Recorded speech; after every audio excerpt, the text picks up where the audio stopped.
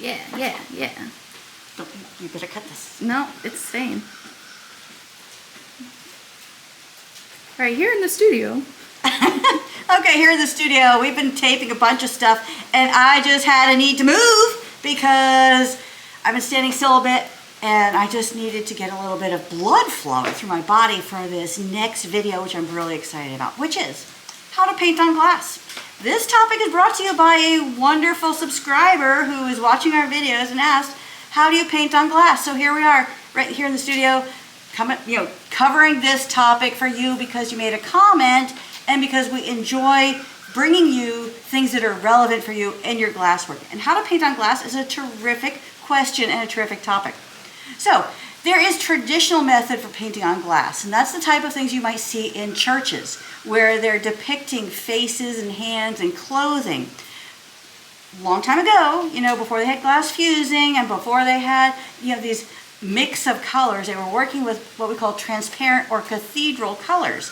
And in order to give those colors some depth, in order to give the design, the pattern, the pictorial scene that they're trying to create, authenticity and actual subject matter, they would paint on the glass. So they would take, if it was a red robe, they'd take a red glass and they would add black lines to it. It's called outlining black. And then for the faces, they would take a neutral color, maybe a tan or a clear, and they would add layers of color to it to create a flesh tone.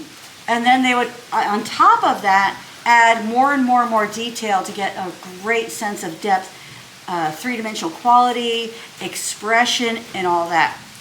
So when we're talking about painting on glass, there's a couple of different ways that you can do that.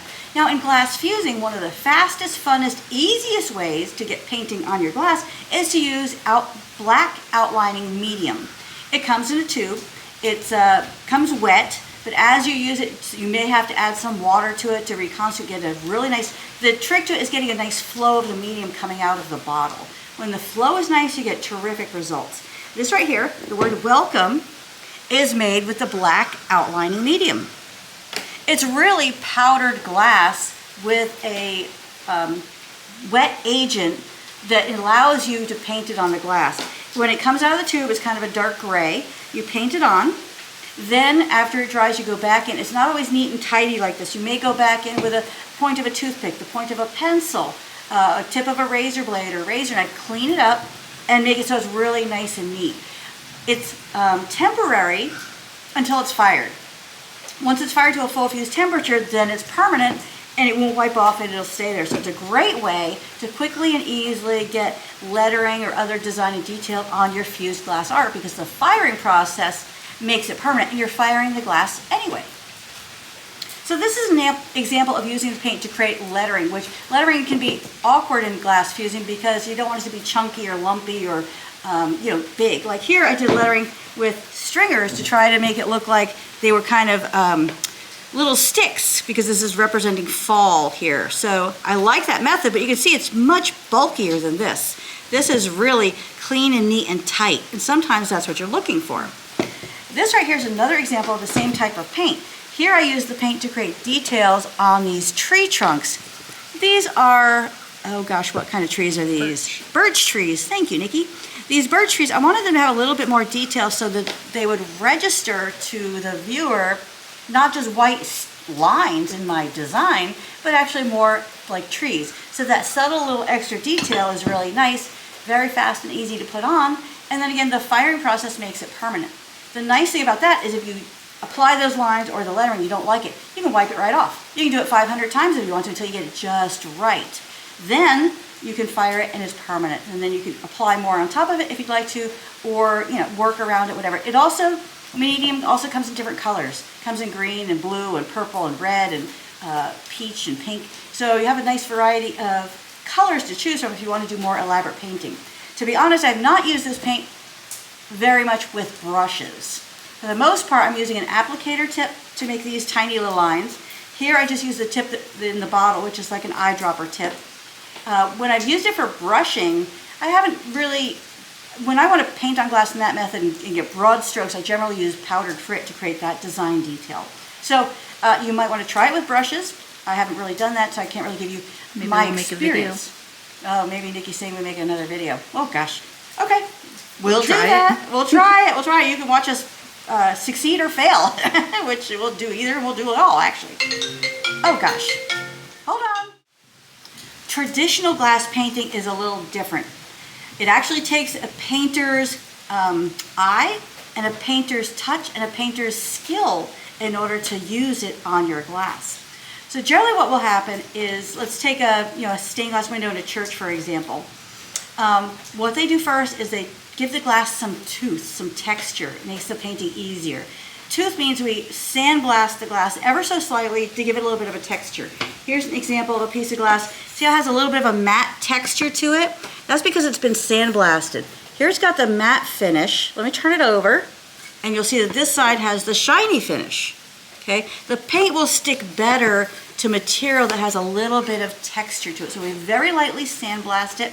You could take sandpaper to it. You could take a variety of other methods to get that little bit of texture there, but it might be much easier to do.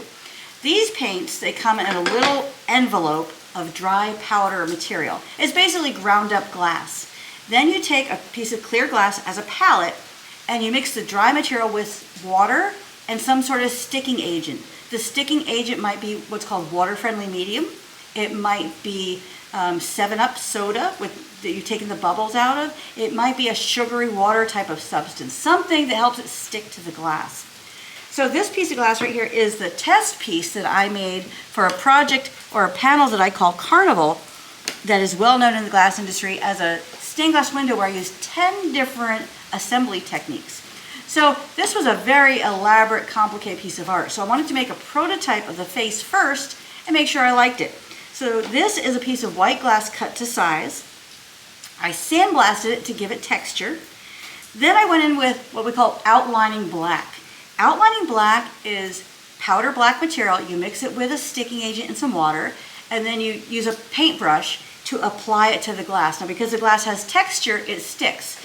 You can fine tune it, do whatever you want to it, or totally wipe it off anytime in this working stage. Once you want it to become permanent, then you fire it in the kiln to a lower temperature, about 11 to 1200 degrees, to make that paint permanent. So in the traditional stained glass windows, what they would do is they would do the outlining material first, then they go in and add the tonal qualities, the skin tones, and then they keep building that up one layer on top of another on top of another. So they get to the point where they like it, then they fire it to make it permanent. Then I can wash on top of this. I can add a layer. If I hate it, I can wash it off. I can build up more and more and more. The thing is, the paint doesn't build up well on itself, because every time you get that bottom layer wet, it wants to disappear or become blurry. So that's why you work in layers. So this is the plain white glass on the bottom with the sandblasted texture and the outlining black on it. So after this, I would add tonal qualities and colors. And then this was my test piece to decide which tonal qualities I wanted to add to make the face, give it some color, contour, and a sense of setting. So this is a nighttime scene. This Carnival piece is a nighttime scene. So I chose to use this color as my shadowing features for the face. So this test piece here is the white glass sandblasted, and then I took a nice broad paintbrush, these different types of dry material paint, mix them with water and a sticking agent, apply them to the glass, and then fired it to make it permanent as a sample. So this type of painting is really fun and exciting. A lot of these paints contain lead or materials that are not food safe or necessarily safe to handle. So you want to be careful, read the labels. You buy these materials, these paints, professional paints, at your art glass supplier.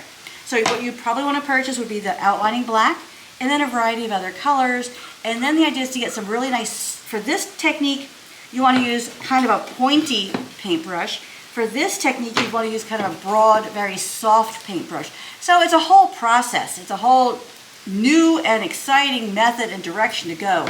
Now, some artists, in the fused glass realm, will use this to add detail to the pieces. You'll see a lot of this technique used in Glass Patterns quarterly magazine projects. It's a fun way to personalize the tonal qualities and the shading in something. Say you're making a flower petal and you want it to actually look like it's folded light and dark. Great way to do that, basically making your own glass. So a lot of fun. there's definitely books on this and things you might, if you are interested in doing this type of painting, you want to research it more. And of course, there's tons of videos and tons of material out there to inform you as what materials you might need, how you want to get started, what would be your basic paints to bring into your studio, and then what kind of brushes you want to use, what kind of sticking agent. And then of course, you just have to practice with it until you get comfortable enough to try something. Now, these paints are permanent once they're fired on. Now, because we're not fusing glass together, we're not trying to melt two pieces together. These are fired at a lower temperature, just enough to make that glass permanent to the surface. And it is just a surface treatment. Now, this is another little piece that I made for another project called the Peacock. And it's a piece of dichroic on the bottom. Then I painted a piece of clear on top with this piece of dichroic between layers. That's why I have these little miniature bubbles there. And I wanted a little extra detail on the peacock feathers, so I did this outlining black between layers. So this is a very small, minuscule kind of application for this paint, but it worked really well. And of course, I'm going to show you a picture of the finished piece so you get an idea of how that small little attention to detail really added to the overall aesthetic of the finished piece of art, which is really, really beautiful. So painting is another great way to add dimension, color, tones, personalization to your artwork. You can do it in a very simple fashion with the ready-made, ready-mixed material you can buy at your art glass supplier. Now, this material is, in general, food safe, lead-free. This material, you're going to have to read the labels. I don't know, some colors are not lead-free. So you want to keep that in mind and take the proper safety precautions when using that material in your studio, and the proper safety precautions when you're cleaning up the material in your studio.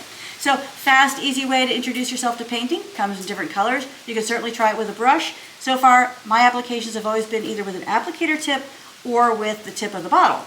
The traditional painting, beautiful method for adding, a lot of depth and interest to your pieces of art.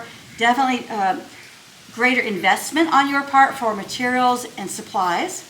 Greater investment on your part in time spent getting accustomed to the material and learning how to use it and creating the design and the effects that you're looking for.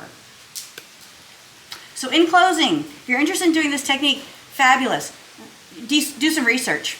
Get some information and find out what works best for you and what style and type of design you're looking for. And that's a great way, great direction to take your fused glass art.